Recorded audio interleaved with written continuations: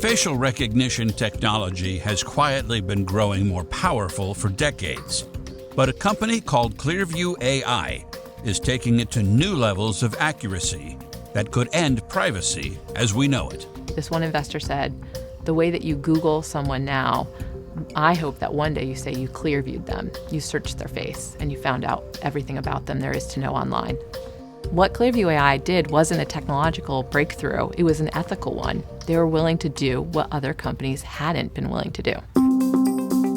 In her new book, Your Face Belongs to Us, New York Times reporter Kashmir Hill unmasks facial recognition and the pioneers who were speeding down a dangerous road with very few guardrails. I think we are at a moment right now where the technology is worrisome, and we need to figure out a legal and policy infrastructure for it to make sure that we get the best of the technology and not the worst.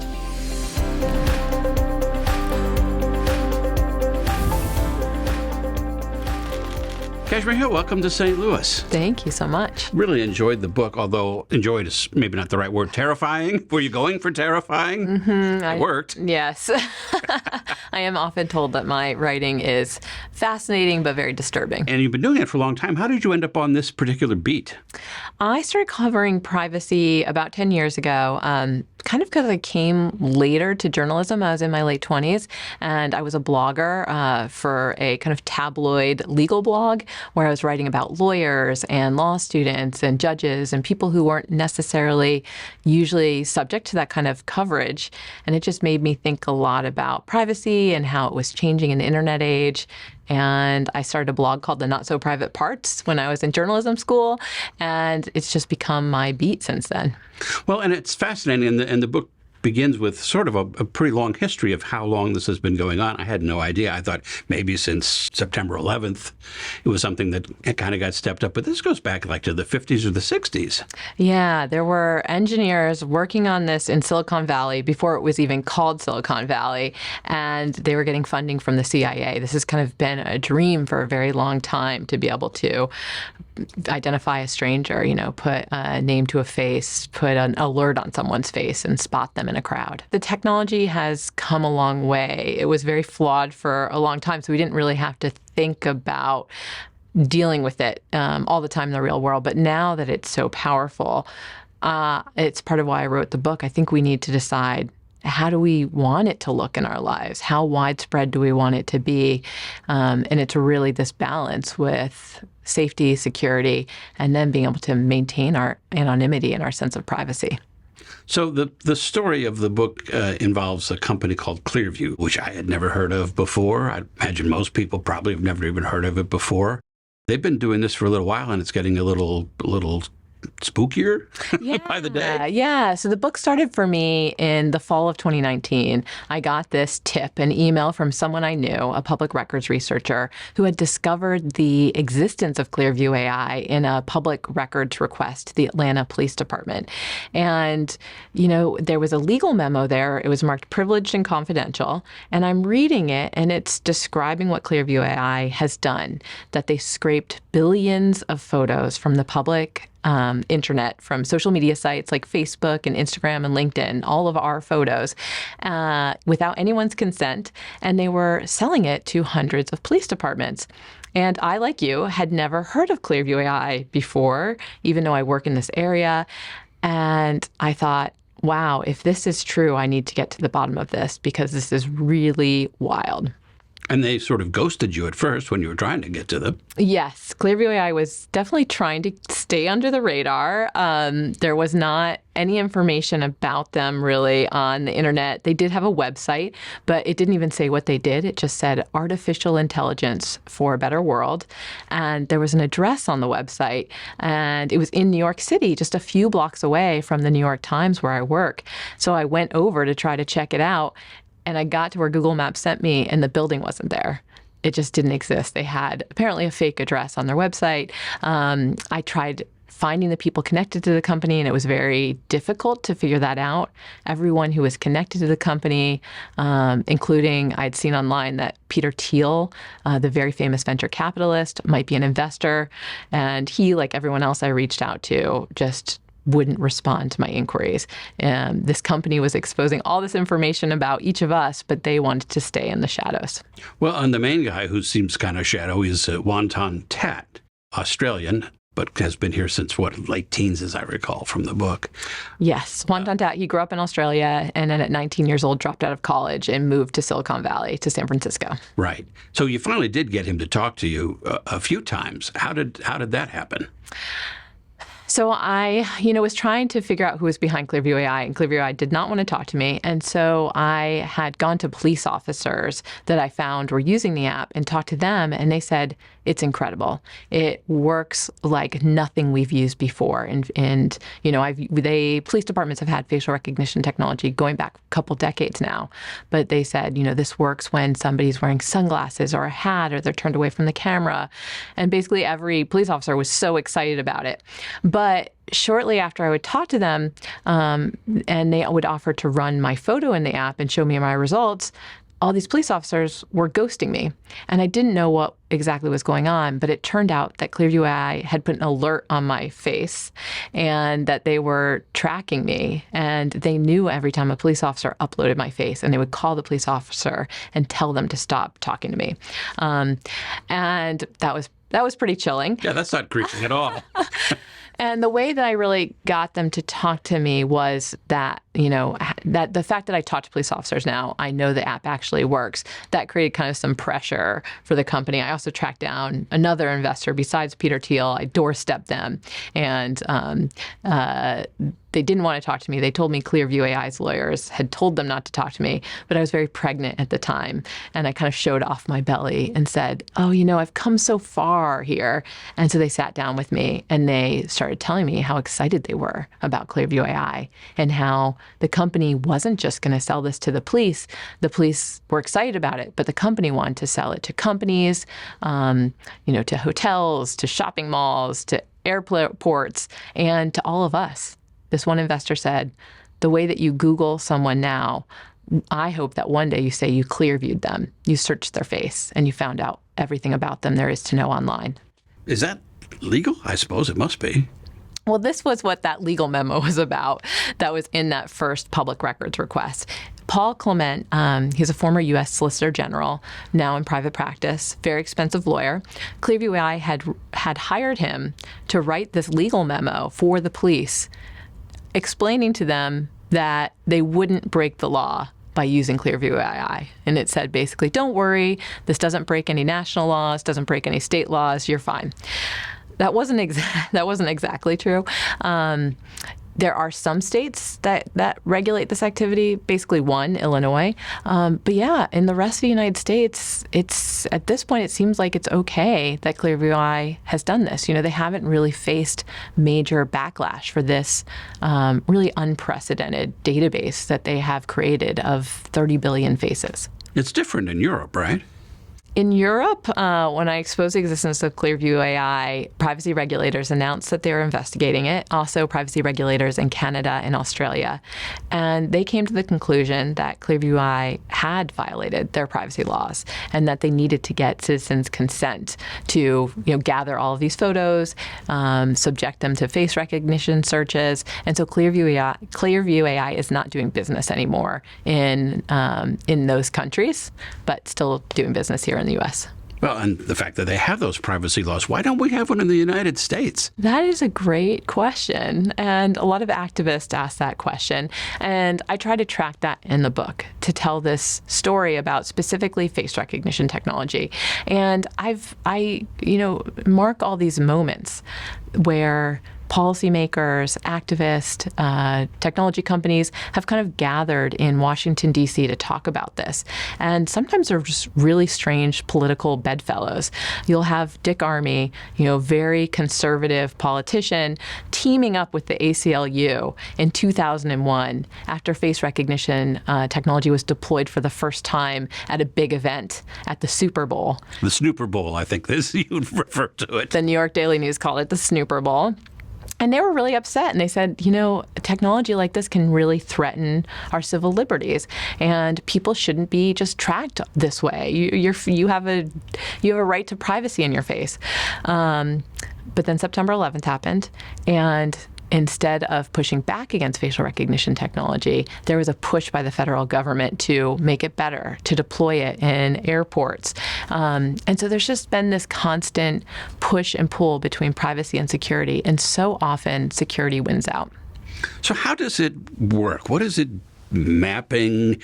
You said wearing sunglasses doesn't seem to make any difference. I mean, can you wear a disguise or change the color of your... It sounds like I'm planning a cape, or I'm not. But, how does it work, and what doesn't it work on? So I've had Clearview AI searches run on me. And, Juan Tontat, the CEO, who I did eventually get to talk to me, he'll just take a photo of me, and it starts pulling up photos that I've been in from around the web. So it'll be my social media profiles, my profile at the New York Times. And sometimes it'll be me just in a crowd photo, like a concert I was at, of a photo I didn't realize was on the internet, me walking in the background of someone else's photo. Just very surprising results. And I said, well, was it work? If I cover up my face, is it going to work on me now? And even then, it still got results. And it's pretty wild. There's actually, so Clearview AI is limited to police, but this kind of face recognizing cat is starting to kind of scratch its way out of the bag. And there's other public face search engines now, including one called PimEyes. So I can actually, if you want me to, I can take your photo right now and show you the results that would come up. You know what? I saw that in your book, and I did it. Oh, you did it? Scary. What did you find? What came up? Pictures of me. Lots of pictures of me. And then I did a friend, because I was on television for a number of years, so it didn't surprise me that there were pictures of me out there. But I did a friend who wouldn't necessarily be out there, and got all kinds of pictures. Yeah, it's really astounding. And I don't think people realize how powerful the technology is and the way that it is starting to be very accessible to anyone. Was there an age range? If I showed my high school photo when I had a little bit more hair than I have now and wasn't wearing glasses and so forth, would it recognize that, do you think? I have seen it recognize people over a very large span of time. Yeah, it does. It can be very powerful. Sometimes it works, sometimes it doesn't. At the end of the day, it's a computer. It's gathering information about all kinds of areas of your face, like at the pixel level in a photo. But yeah, I did have a friend who he took a photo. So this was a photo from the old days where it was taken with film and it had been printed out. And he took a photo of it and said, can you run this through PimEyes? And, this is from the early 2000s. This is from 20 years ago. And I said, who's in this photo? I want to get consent from them before I run their face. And he's like, that's me. And I didn't recognize him, even though I know him quite well. So I took a photo, ran it through PimEyes, and it totally connected him to his current photos. We've gotten to the point now where, in many cases, the automated facial recognition is better at doing this than humans are. Would it work on twins, do you think? So I have an interesting twin story. So one of the companies that has deployed facial recognition technology, not Clearview AI, but a technology from another company, is Madison Square Garden, which is this huge events venue in New York City. It's where U2 plays and Mariah Carey plays, and the Rangers play there, and the Knicks play there. And Madison Square Garden installed facial recognition technology a few years ago, and it was a technology where you can put a face on the blacklist, on the banned list, and if one of those people comes, you can kick them out. And so they said it was to address security threats, because Madison Square Garden is on top of Penn Station. They said, we could have terrorists trying to come in here. People have been violent at the stadium before. But in the past year, they decided to put enemies on the ban list. And James Dolan, who owns the venue, said, I don't want lawyers coming here who work at law firms who have sued us. And so he put thousands of lawyers on the ban list. And it didn't matter if they were working on the case against Madison Square Garden or not. If you were just working at a firm that sued them, you were banned. And so one of those lawyers has a twin. And every time his twin tries to go to a Knicks game, he gets pulled aside and told that he can't come into the venue. And so he'll have to show his ID and be like, I'm not my twin, I'm not the lawyer. So yes, if this technology gets more widely deployed and you have a bad twin, you're going to have some problems. Well, and you tell lots of stories in the book about private uses that would have never occurred to me that people could do. And then there's the whole idea of using it in a bar, to identify somebody that you maybe want to find out more about. But Clearview, as you said, although they started out doing it for anybody, I think, that wanted to do it, or that was their intention, eventually just said, we're just doing law enforcement. I don't know if that's a fig leaf for how they really plan to use this technology, but for the moment, that's pretty much what they're doing, which has some pretty scary implications as well. You think it would be great, but it doesn't identify everybody right, and particularly some races. Yeah, so facial recognition technology is very powerful, and it can work very well. But as one privacy professor put it to me, we're not all unique snowflakes. And there are people in the world that we look like. And the kind of performance of facial recognition technology can really degrade if the image that you're trying to search is pretty low quality. So if it's coming from a grainy surveillance camera, it's not going to perform as well. And so there have been a handful of people that we know of who have been arrested for the crime of looking like someone else. You tell a story in the book about this poor guy in suburban Detroit. Yeah, a father of two young girls. He's a very warm and funny person, and he's at work one day in January 2020 and gets a call from somebody who says that they're a police detective and that he needs to turn himself in, that there's a warrant for his arrest. And it was 2 days before his birthday, so he thought it was a joke at first. He thought one of his friends was pranking him.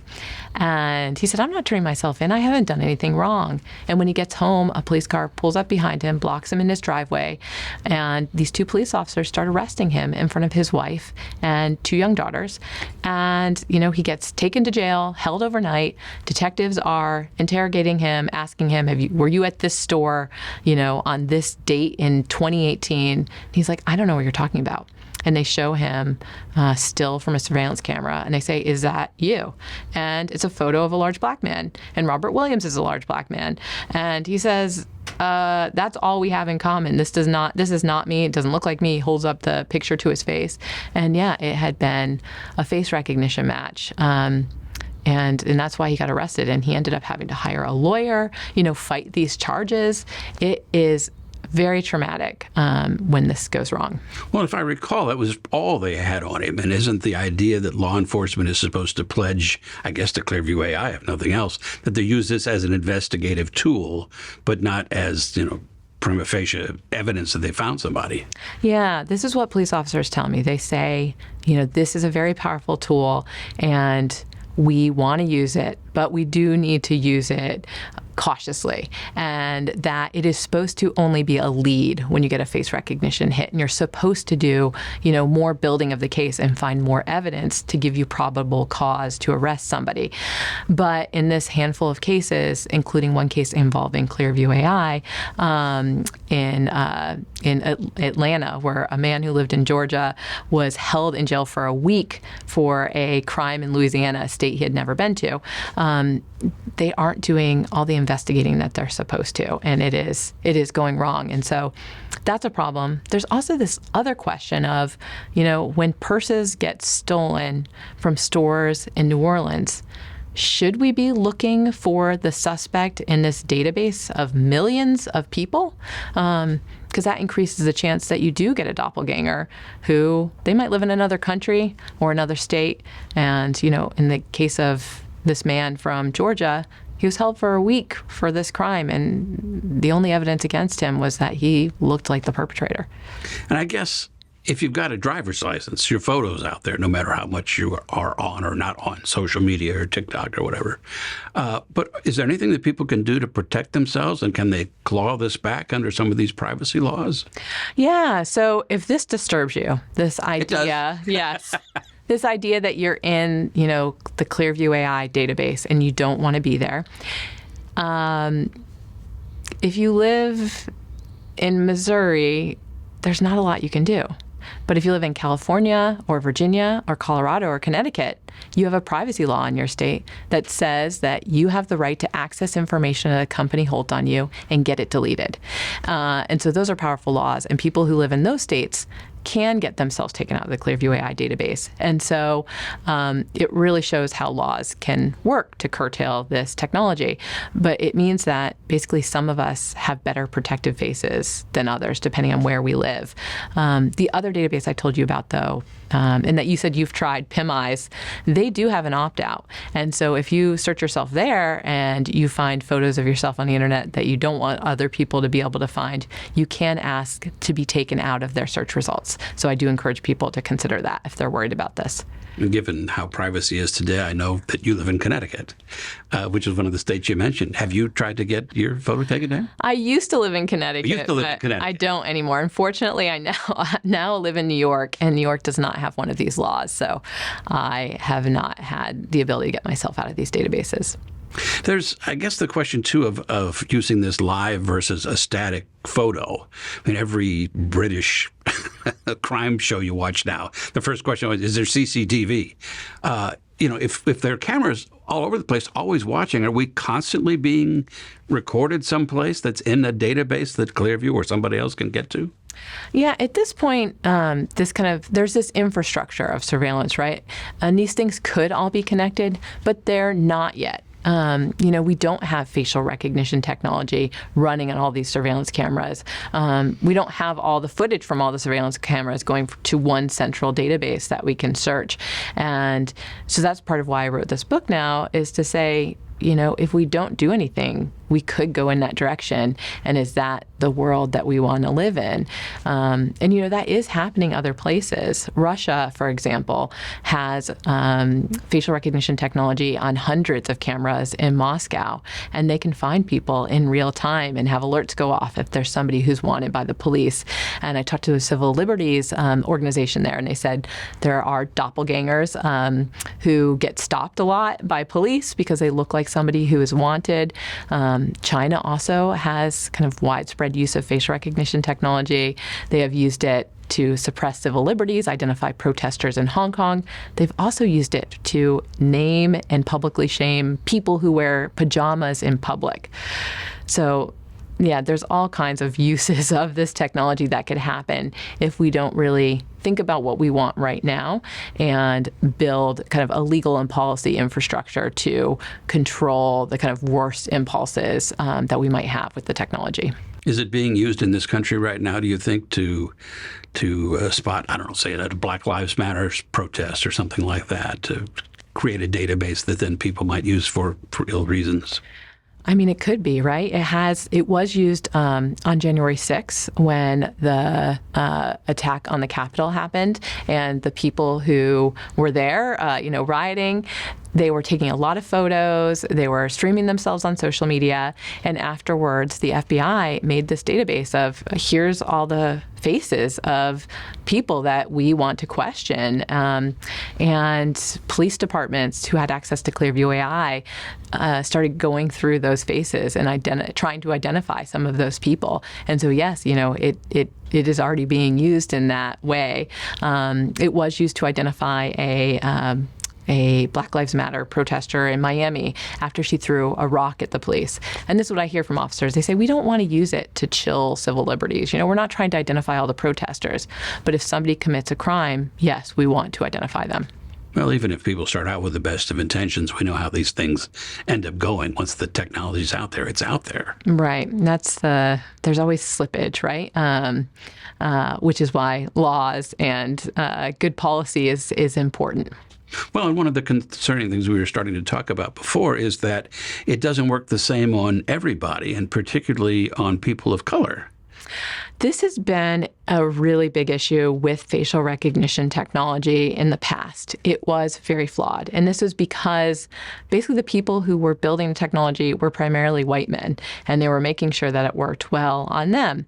But people pointed out that it was not working as well for some people as others, researchers like Joy Buolamwini, and the vendors took that to heart.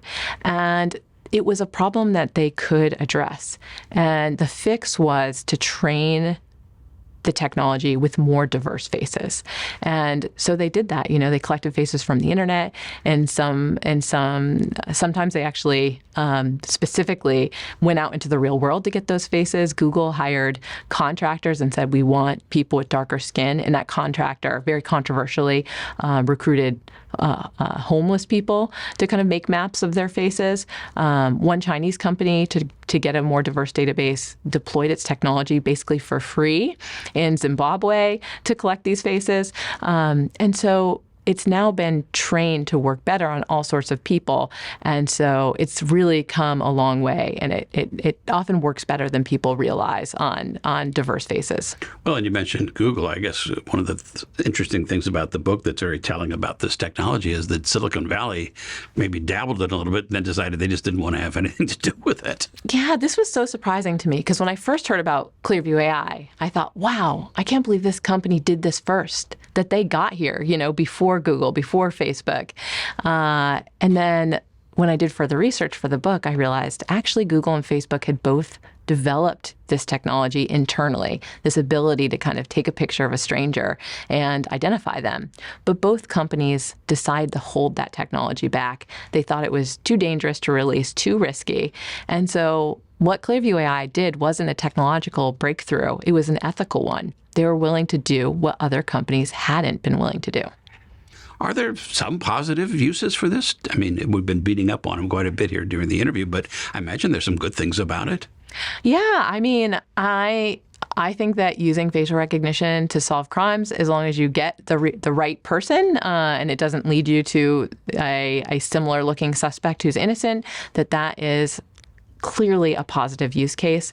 I mean, I could imagine how this would be useful in my work as an investigative journalist. If I have some kind of event happened and there's footage from it, and I can identify the people who were there and interview them about what happened. Even in kind of casual encounters, you're at a cocktail party and there's someone that you have met 5 times and you can't remember their name, and you just want to quickly find it out so you don't embarrass yourself. I mean, I can imagine all these different kinds of positive use cases that might make us move towards a society where this is really ubiquitous. At the same time, it could be very chilling to not have anonymity in our daily lives, to not be able to have a sensitive conversation over dinner without worrying that a stranger around you might take your photo and connect it back to your identity. Going to the pharmacy and making a sensitive purchase, and somebody just for laughs takes a photo and is like, oh, look who just bought hemorrhoid cream. I mean, there's so many ways it could get away from us. So I really think we need to think very hard about what we want this to look like. Do you think there's a danger, maybe danger is not the right word, maybe it's a good thing, of a tech lash, so to speak, that, with all of the publicity that not just facial recognition, but AI has gotten in just the last year or so, that we might scale back and become behind the rest of the world? I think that we're at a moment right now with AI that reminds me of a moment from history. And that is when, in the kind of 1960s, when there were a lot of tiny recording devices that were starting to be manufactured. And it was very easy to bug people and tap phone calls. And there was kind of a flurry of worry about how you would no longer be able to have a private conversation. You could be secretly recorded anywhere you went. And it led the United States to act and pass the Wiretapping Act and make eavesdropping illegal. And the passage of those laws is why the surveillance cameras that surround us, that are, everywhere in America, only watch us and don't listen to us. So yes, I think we're at a moment right now where the technology is worrisome, and we need to figure out a legal and policy infrastructure for it to make sure that kind of we get the best of the technology and not the worst. Well, not only is the book fascinating, it's obviously very important, particularly right now. Kashmir Hill, thanks so much for sharing your time with us. Appreciate it. This was amazing. Thank you.